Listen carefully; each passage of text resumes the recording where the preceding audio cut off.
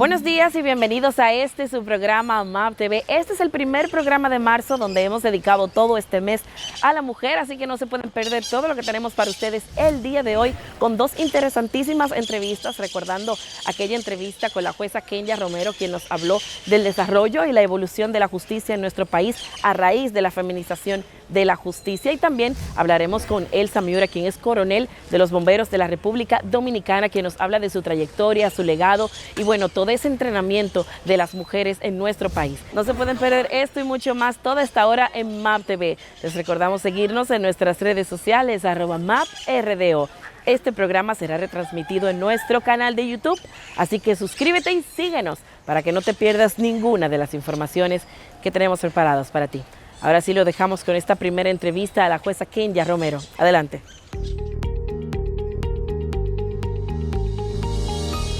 Recibimos a la jueza del séptimo juzgado de la instrucción del Distrito Nacional, Kenya Romero. Gracias por estar con nosotros el día de hoy. Muchísimas gracias por la invitación, pero actualmente soy jueza coordinadora de los juzgados de la instrucción. Wow, Fui promovida hace un mes aproximadamente. Genial, qué bueno, y eso habla mucho, porque eres muy joven, Kenya, eso habla mucho de la capacidad que tienes, pero también de las oportunidades que se han brindado en el sistema judicial, y qué bueno que así sea. Háblanos entonces cuáles son tus responsabilidades ahora como coordinadora. Bueno, la jueza coordinadora de los juzgados de la instrucción, conforme la habilitación que establece la ley, es quien, además de coordinar todos los juzgados que conocen tanto las medidas de coerción, conocen las audiencias preliminares y todas las solicitudes, ese es un rol, digamos, que tiene a su cargo resolver todas las solicitudes de arrestos, allanamientos, claro, las solicitudes durante la etapa inicial en la que el juez debe intervenir en cuanto a las actividades de las demás partes procesales. Por supuesto, sí. ¿Cómo se llega a ser juez? ¿Se dice jueza también? Jueza. ¿Cómo se llega a ser jueza?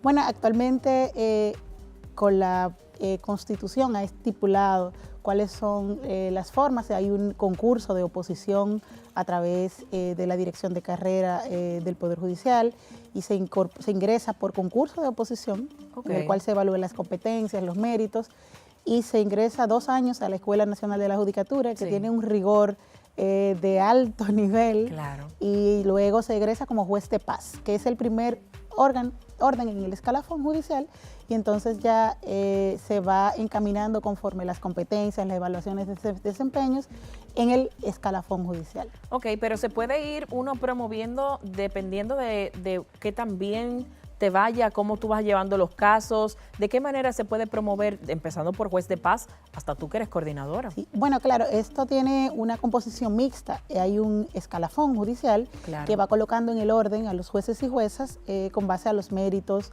a evaluación del desempeño y a un rigor en cuanto a sus competencias. Claro. Los casos que te han tocado últimamente han sido muy sonoros. ¿Esos casos se pueden elegir? ¿Te tocan? ¿Cómo se hace todo esto?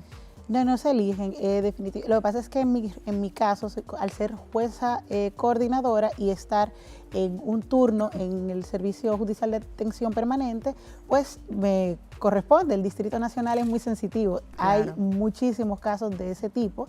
De hecho, antes de ser jueza coordinadora, había conocido muchísimos casos así, porque el Distrito Nacional tiene una dimensión en el conocimiento de los conflictos elevado en muchos casos de ese tipo. ¿Cómo se manejan estos casos de corrupción, por ejemplo, impunidad? ¿Cómo se maneja todo esto en el sentido, y no quiero que se me malinterprete, pero se ve muy también apegado la integridad, los valores como ser humano, que no se vean tocados por estas personas que tienen todo el poder político y económico? Bueno, definitivamente yo no haría una distinción en cuanto a la naturaleza de los casos. En mi caso, me ha resultado sumamente fácil abordar los casos complejos, porque yo abordo los casos complejos de la misma manera que abordo los casos sensitivos. Perfecto. Los casos sencillos, y digo sencillos por la naturaleza del tipo penal. Claro, claro. Y esto te permite que, al tener una mirada meramente técnica de los casos, no tenga ese conflicto. Y afortunadamente a mí nadie se me acerca, nada. Yo ejerzo mi función de manera muy tranquila, en el sentido de que no tengo ningún tipo de injerencia ni interna ni externa. ¿Cómo se hace, y es una pregunta que le hacen mucho a los psicólogos, por ejemplo, cómo se hace para tú no llevarte esos casos a tu casa, por ejemplo? Hay casos que son más sensibles que otros. Sí. Creo que cuando se está consciente del rol y sobre todo del rol técnico, esto te permite esa tranquilidad. Te permite la tranquilidad de entender que apegarse a la ley, consciente de mi rol de garante de la tutela judicial efectiva, y esto es una fórmula perfecta para esa tranquilidad. ¿Has tenido miedo en algún momento de algún caso que has llevado? Absolutamente. No. Totalmente tranquila. Mi vida normal. ¿Y cómo haces entonces en esos casos que son tan complicados, no solamente por poder económico y político, sino por algunas personas que tienen poder e influencias en la vida social para mantener tu integridad, por ejemplo? En mi caso, he tenido la fortuna de que son muy respetuosas las partes procesales. Okay. Respecto a mi rol, nadie se me acerca, no he tenido ningún tipo de acercamiento inapropiado de ninguna persona. Entonces, tengo una coexistencia bastante tranquila en sociedad, no he tenido ese inconveniente, de verdad no puedo apreciar ningún tipo de evento que me haga presumir riesgo o algún tipo de amenaza, absolutamente ninguna. Tú sabes que hemos dedicado todo este mes a la mujer en este programa MAP TV y bueno, quisiera preguntarte que qué tan difícil es ser mujer y tener un trabajo de alto riesgo o riesgoso como este de ser juez. Creo que definitivamente la incorporación de la mujer y la incursión en el ámbito judicial sobre todo, que es el que me compete, es simplemente la naturalización de la coexistencia y del avance de la vida democrática. Definitivamente claro. Las mujeres y los hombres convivimos, coexistimos y es innegable los aportes y la alta cualificación de la mujer. La mujer cada vez más aporta y digamos que por el acervo de la educación de la mujer incorpora un plus a la labor de juzgar, le incorpora un plus por la forma de interactuar con las personas, claro. Por la forma de abordar los temas, porque las mujeres somos concretas, puntuales, somos reflexivas y esto tiene mucho que ver con ese acervo y esa dinámica de nuestro día a día. Es así. De hecho, pasar por el sistema judicial, mi lema es que no tendría por qué doler, no tiene por qué doler, no tiene claro. Por qué ser un rigor traumático e inapropiado para ninguna de las partes que intervienen. Entonces, yo creo que la mujer le incorpora ese plus, porque la mujer ve todo de manera integral. Claro. ¿Cuáles son los desafíos que tiene el sistema judicial dominicano por enfrentar? Son bastantes los desafíos. Nosotros tenemos una labor que no es sencilla, impacta en la vida y los bienes de las personas. Definitivamente creo que vamos muy bien encaminados. La mujer tiene un rol preponderante. Claro. Me atrevo a decir que el rostro de la justicia se está haciendo femenino. Claro, se está feminizando. Se está feminizando. El 60% de las juezas, de los jueces son mujeres. ¿El 60%? El 60%, wow, son alrededor de 770 y algo jueces y de estos 476 son mujeres. Claro. Eso es un avance importante.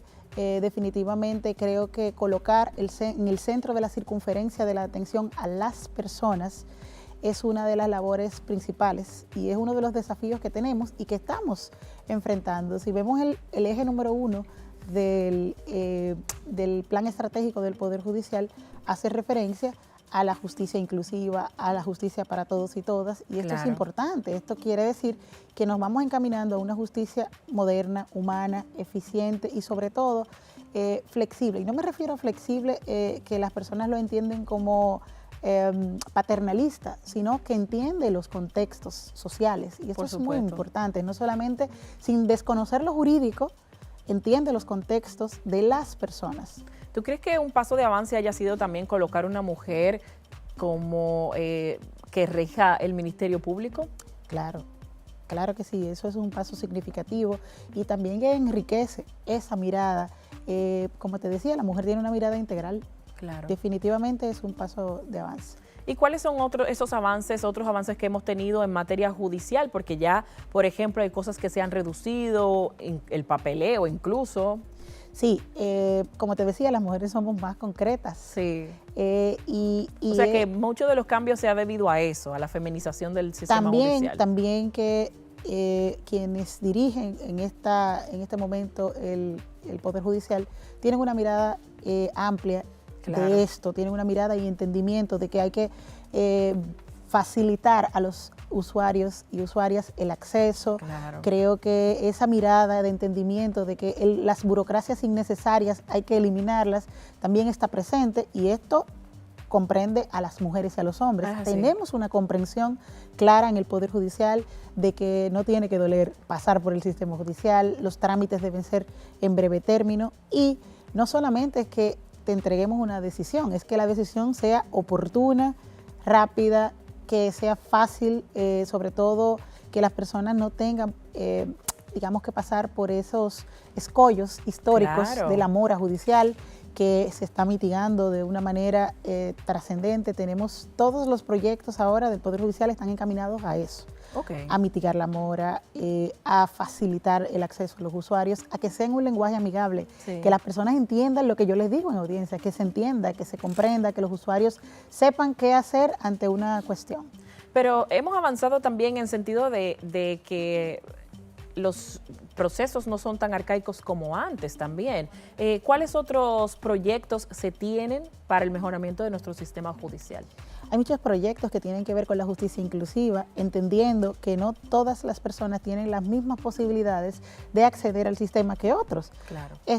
Por ejemplo, están las entrevistas para personas víctimas y testigos en condición de vulnerabilidad, que esto facilita que no solamente las personas menores de edad, sino que personas que tienen algún tipo de discapacidad, que son de grupos vulnerables o víctimas de delitos sensitivos, puedan acceder en un espacio distinto, con un equipo multidisciplinario.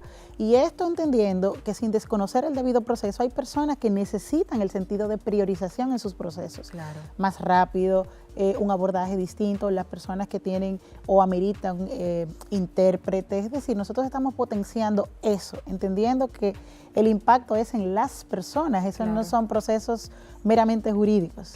Y en el aspecto económico también, porque sabemos que llevar un proceso judicial es costoso muchas veces, y muchos de esos procesos se caen porque de las zonas más vulnerables de nuestro país no quieren o no pueden seguir con esos procesos. ¿Hay proyectos en relación a eso?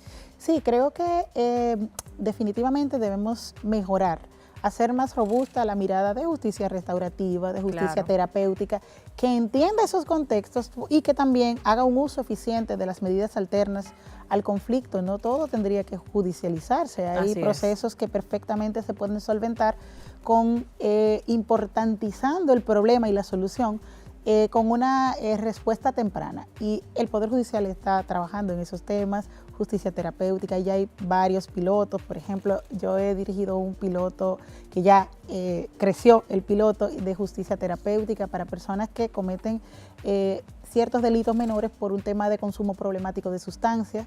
Y evidentemente esa respuesta no puede ser solamente judicial, Claro. tiene que ser terapéutica, y estamos avanzando en eso, en justicia restaurativa. Es decir, yo creo que vamos avanzando porque ya tenemos el primer paso, ya tenemos el paso de la conciencia de esos abordajes, y es cuestión de pasar del por qué al cómo. Antes de finalizar esta entrevista, a mí me gustaría que dejaras un mensaje para esas mujeres jóvenes, niñas, que tienen sueños de tal vez llegar a ser juez igual que tú. ¿Qué mensaje tú le dejas a estas niñas que ven en ti un ejemplo? A las mujeres solamente decirles a las niñas que nosotras podemos con todo, podemos hacer todo, enfocarnos, estamos en un momento de oportunidades, es una, digamos que esas diferencias invisibilizadas cada vez más se están poniendo de relieve, y solamente es poner énfasis en lo que queremos, apegarnos, tener tenacidad, y creo que no hay ningún obstáculo. En mi caso lo puedo decir, ha sido una experiencia, llegar a ser jueza, una experiencia grata, Qué bueno. una experiencia de lucha y de trabajo, pero se puede sin ningún problema. Qué bueno, y qué bueno que así sea, que personas jóvenes como tú sean ejemplos de superación y de trabajo, y al final se verán los resultados. Así es. Qué bueno, gracias Kenya por estar con nosotros el día de hoy. Gracias a Realmente ustedes. esto es casi un sueño hecho realidad, hace mucho quería tenerte aquí en el programa, y qué bueno que haya sido en este mes dedicado a la mujer. Muchísimas gracias. Bueno, pues continuamos con más aquí en MAP TV, no se mueva, tras la pausa, mucho más.